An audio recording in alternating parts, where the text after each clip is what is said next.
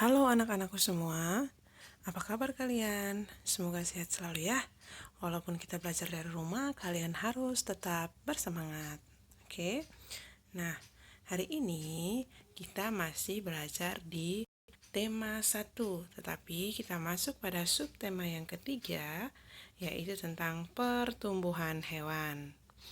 Nah, sebelum kita masuk ke materi, kita baca dulu percakapan berikut. Ini ada percakapan antara Deli dan Nina. Oke, kita bacakan bersama-sama ya. Nina, dapatkah kamu mengajarkanku berhitung seperti tadi ibu guru jelaskan? Ada yang kurang aku mengerti. Tentu Deli, kapan kita mau belajar bersama? Pulang sekolah nanti kamu bisa tidak Nina? Kalau bisa, nanti aku ke rumahmu. Aku bisa Del, jam berapa kamu mau ke rumahku? Kebetulan aku juga mau menanyakan pelajaran tentang membuat kalimat. Ada yang kurang aku mengerti. Kamu kan pandai dalam bidang itu. Mungkin sekitar jam 2 siang ya Nin? Baik Deli, sampai ketemu di rumahku ya. Baiklah Nina. Nah, dari percakapan ini kita dapat melihat ada kelebihan yang dimiliki Nina dan Deli. Nah, Nina memiliki kelebihan dalam muatan matematika atau dalam berhitung. Sementara Deli memiliki kelebihan dalam membuat kalimat. Ya. Jadi, Nina dan Deli ini saling membutuhkan. Deli membutuhkan Nina untuk mengajarkan dia bagaimana cara berhitung. Sementara Nina membutuhkan Deli untuk mengajari dia bagaimana cara membuat kalimat. Nah, apakah kalian setuju dengan sikap yang dimiliki oleh Deli dan Nina? Kalau ibu sih setuju karena mereka berdua saling membantu, ya. Oke. Nah, kali ini kita akan belajar tentang menjaga persatuan dan makna bersatu dalam keragaman.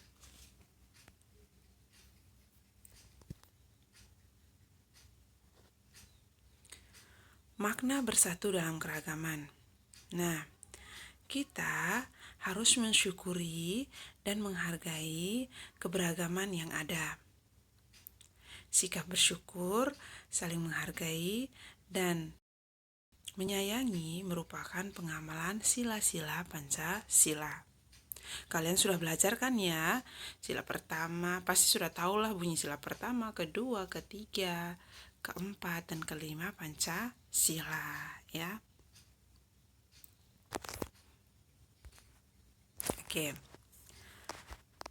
Di dalam kehidupan kita sehari-hari, kita pasti menjumpai keberagaman yang ada di sekitar kita.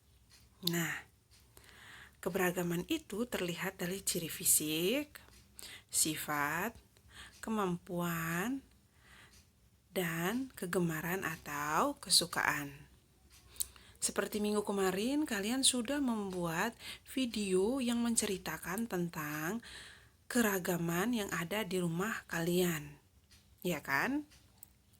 Nah, hari ini kita belajar lagi, ya. Contoh keragamannya itu ada yang berbadan tinggi, ada juga yang kurang tinggi. Ada yang berkulit putih dan ada juga yang sawo matang atau coklat.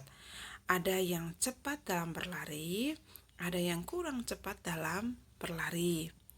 Ada yang suka menari dan ada yang suka bermain bola.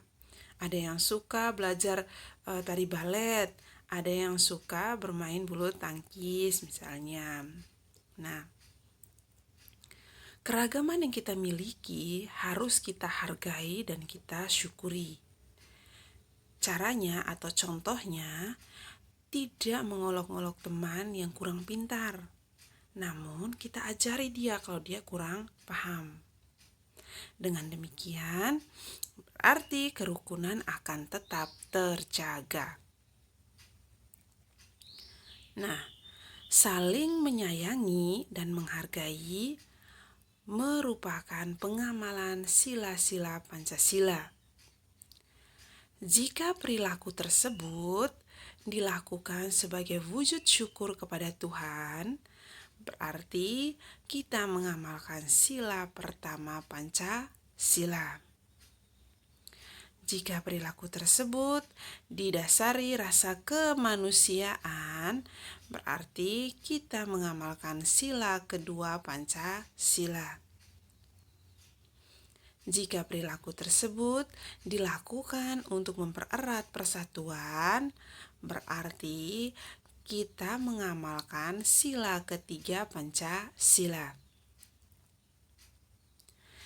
Jika perilaku tersebut dilakukan saat berdiskusi, berarti kita mengamalkan sila keempat Pancasila.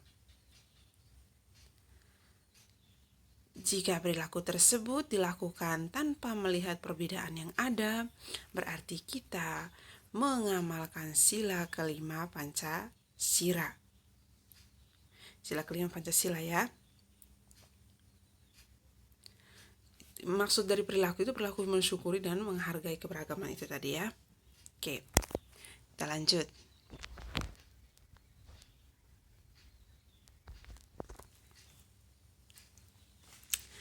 Nah, kita harus menjaga persatuan dan kesatuan dalam kehidupan sehari-hari. Jika kita melakukannya, maka kerukunan akan terwujud. Nah, di sini ada cara-cara yang dapat dilakukan agar terwujudnya kerukunan. Yang pertama, mengajari teman yang kesulitan dalam memahami pelajaran, bukan kita mengolok-oloknya. Ya, jika teman kurang paham, maka tugas kita adalah mengajarinya kalau kita juga paham. Ya. Yang berikut, bekerja sama mengumpulkan sumbangan untuk korban bencana alam. Mengumpulkan sumbangan itu bisa berupa uang, bisa berupa bantuan makanan, atau pakaian yang layak dipakai. Yang ketiga, memberikan saran kepada teman dan juga mau menerima saran dari teman. Misalnya saat kita berdiskusi, kita harus memberikan saran kepada teman dan mendengarkan apa sarannya dan juga kita harus menerimanya. Kita tidak bisa memaksakan saran kita kepada orang lain. Tidak bisa memaksakan kehendak kita, oh saya mau seperti ini, harus seperti ini. Tidak bisa ya. Jadi kita harus mendengarkan saran teman. Nah, dari semua saran kita ambil kesimpulannya. Seperti itu ya. Oke.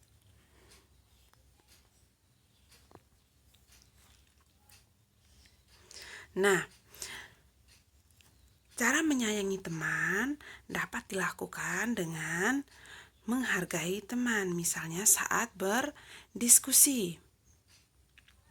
Kita harus menghargai saran yang diberikan oleh teman kepada kita ya saat berdiskusi.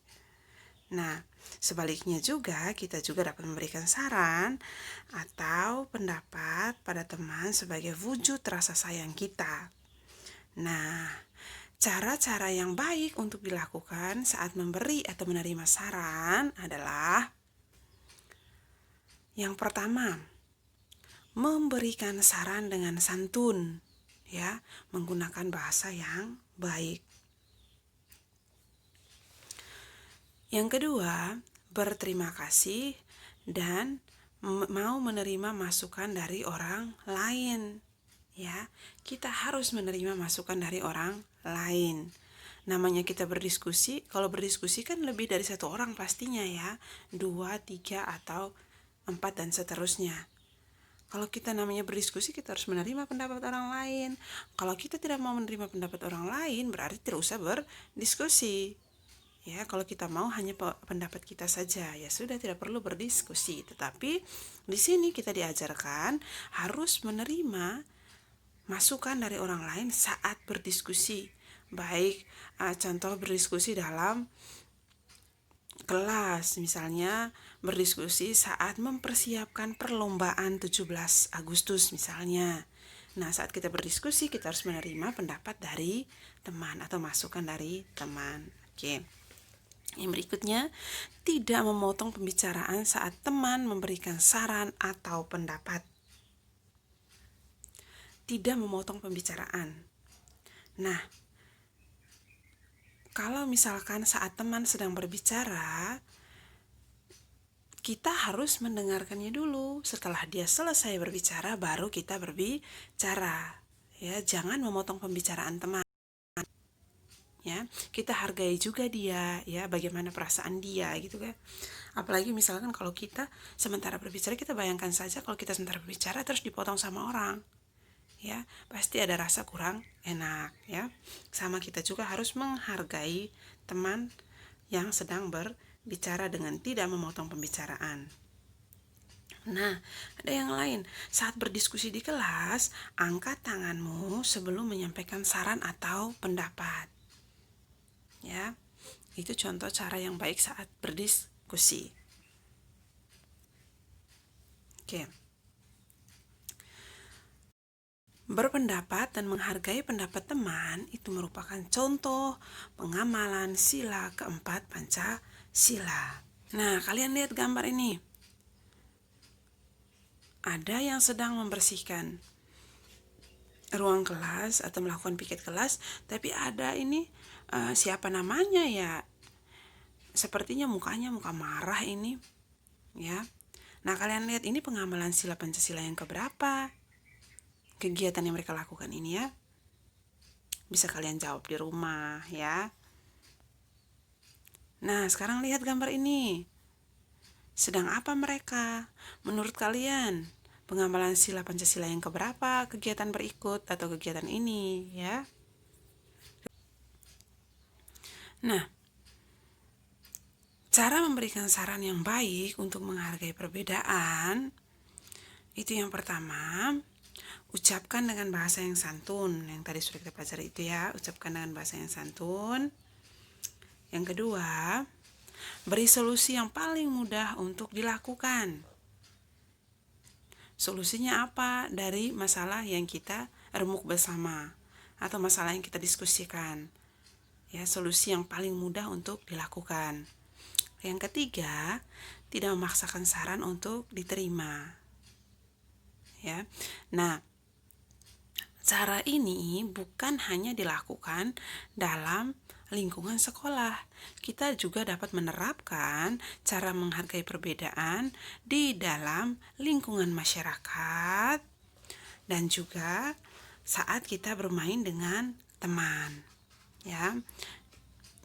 Saat bermain dengan teman, kalian juga harus menghargai pendapat teman. Nah, materi kita hari ini sampai di sini. Ya, Bugin harap kalian dapat belajar yang baik di rumah. Ya, di rumah kalian harus belajar mengikuti apa yang diberitahukan oleh papa dan mama. Sama seperti kalian kalau berada di sekolah mendengarkan apa yang dikatakan oleh bu guru atau pak guru. Ya, tetap bersemangat. Tuhan Yesus memberkati.